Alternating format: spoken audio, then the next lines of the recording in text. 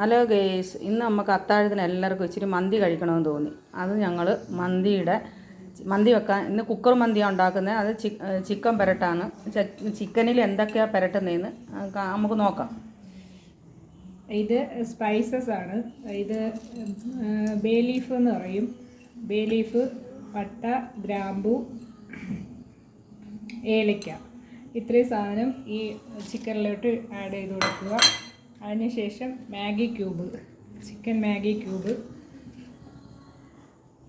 ഞാനിപ്പോൾ ഇത് 1 കിലോ ചിക്കനാണ് എടുത്തിരിക്കുന്നത്. അതിലേക്ക് നമുക്കൊരു 3 ക്യൂബ് ചേർത്ത് കൊടുക്കാം. മാഗി ക്യൂബ് ചേർക്കുമ്പോൾ ഉപ്പ് നമ്മളത് നോക്കിയതിന് ശേഷം ഉപ്പ് ചേർക്കുക, കാരണം ഇത് ഉപ്പുള്ള ക്യൂബാണ്. അപ്പം 3 ക്യൂബ് ചേർത്തിട്ടുണ്ട്. അതിലേക്ക് അല്പം കുരുമുളക്, നമുക്കൊരു എരിക്ക് വേണ്ടിയിട്ട് അല്പം കുരുമുളക് ചേർത്ത് കൊടുക്കാം. പിന്നെ നമ്മുടെ ഇത് മന്തി മസാലയാണ്, അതൊരു 2 സ്പൂൺ ചേർത്ത് കൊടുക്കാം.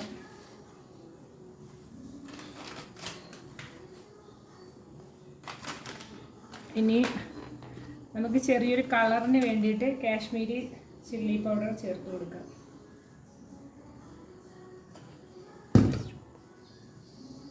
ഇനി ഇതിലേക്ക് വേണ്ട മെയിൻ ഒരു ഐറ്റമാണ് പിന്നെ സൺഫ്ലവർ ഓയിൽ. ഈ സൺഫ്ലവർ ഓയിൽ കുറച്ച് ചേർത്ത് കൊടുക്കുക. അതിനുശേഷം ക്യാപ്സിക്കം ഇതുപോലെ ചെറുതായിട്ട് അരിഞ്ഞത് ചേർത്ത് കൊടുക്കുക. എല്ലാം നന്നായിട്ടൊന്ന് യോജിപ്പിച്ചെടുക്കുക.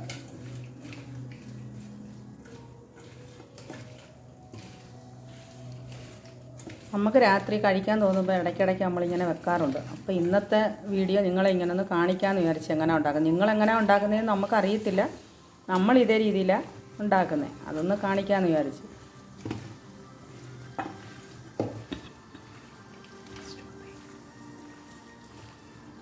ഇപ്പോൾ ഇളക്കി യോജിപ്പിച്ച് നമ്മളിതെല്ലാം പുരട്ടി കഴിഞ്ഞിട്ടുണ്ട്, മസാലയെല്ലാം. ഇനി ഒരു അരമണിക്കൂർ നമുക്കിത് റെസ്റ്റ് ചെയ്യാൻ വെക്കുക.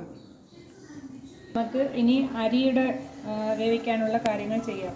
ഞാൻ നേരത്തെ വെള്ളം തിളപ്പിക്കാൻ വെച്ചിട്ടുണ്ടായിരുന്നു. അതിലേക്ക് നമ്മൾ ഇത് പിന്നെ മന്തി പേര് മറന്നുപോയില്ലേ, ഗോൾഡൻ സെല്ല റൈസ് എന്ന് പറയും. റൈസ് ഒരു അരമണിക്കൂർ വെള്ളത്തിലിട്ട് കുതിർത്തതിന് ശേഷം തിളച്ച വെള്ളത്തിലിട്ട് ഇട്ട് കൊടുക്കണം. നമ്മൾ ഈ അരി വേവിക്കുന്നതിൻ്റെ കൂടെ ഈ നല്ല ജീരകം, കുറച്ച് പട്ട, കുറച്ച് ബേ ലീഫും കൂടെ ചേർത്ത് കൊടുക്കണം.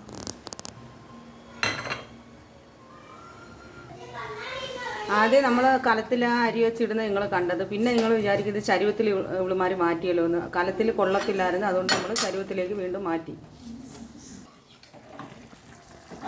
അരി എല്ലാം പാകത്തിനിപ്പോൾ വെന്ത് കഴിഞ്ഞിട്ടുണ്ട്. ഇനി നമുക്കിതൊന്ന് ഊറ്റിയെടുക്കാം. ഇനി നമുക്ക് ചോറ് തയ്യാറാക്കാം. അതിലേക്ക് ആവശ്യമായിട്ട് നമുക്ക് കുറച്ച് പുക എടുക്കേണ്ട കാര്യമുണ്ട്. അതിനായിട്ട് ഞാൻ 2 കഷ്ണം കരിക്കട്ട ഒന്ന് ചൂടാക്കാൻ വെച്ചിട്ടുണ്ട്. നമുക്ക് ചോറ് തയ്യാറാക്കാം. അതിലേക്കായി നമ്മൾ ആദ്യം കുക്കറിനകത്തേക്ക് ഈ മസാല തേച്ച് വെച്ചിരിക്കുന്ന ചിക്കൻ ഓരോ പീസായിട്ട് നിരത്തി കൊടുക്കുക. ഒന്നിന് മേളിൽ ഒന്നായിട്ട് വെക്കരുത്, ഒരേപോലെ നിരത്തിയേ വെക്കാവൂ. കാരണം ഒന്നിൻ്റെ മുകളിൽ ഒന്നായിട്ട് വെച്ച് കഴിഞ്ഞാൽ അത് വേഗത്തില്ല.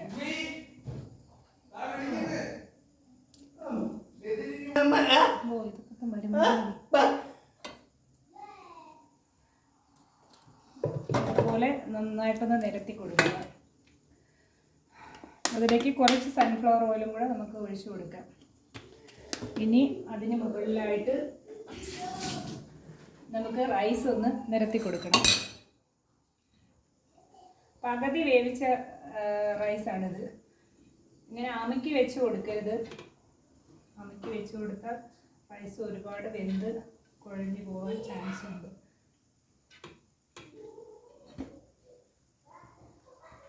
നമുക്ക് ഇങ്ങനെ ഇട്ട് കൊടുത്തതിന് ശേഷം ഇത് ഉണക്ക നാരങ്ങ ചേർക്കണം. ഇനി ഇതിന് മുകളിലിട്ട് കുറച്ച് കുരുമുളക് കുതിർത്ത് വെച്ചത് ചേർത്ത് കൊടുക്കുക.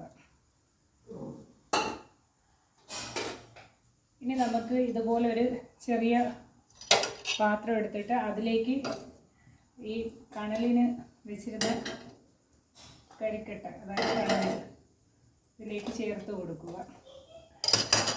ഇതിൽ നിന്ന് നമുക്ക് ഈ സ്മോക്ക് കിട്ടാൻ വേണ്ടിയിട്ടാണ് കുറച്ച് അല്പം ഏതെങ്കിലും ഒരു ഓയിൽ ഒഴിച്ചു കൊടുക്കുക. അപ്പോൾ തന്നെ കുക്കർ അടച്ച്